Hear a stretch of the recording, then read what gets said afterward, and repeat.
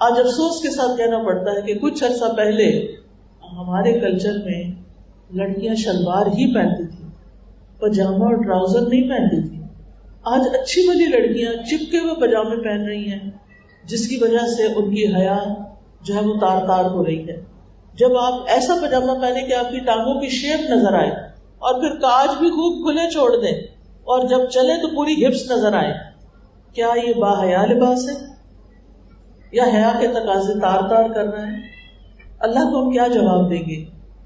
ایک حدیث کے ساتھ ختم کروں گی. نبی صلی اللہ علیہ وسلم نے فرمایا میری امت کے 2 گروہ ایسے ہیں جن کو میں نے نہیں دیکھا لیکن وہ دونوں ہی جہنم میں جانے والے ہیں.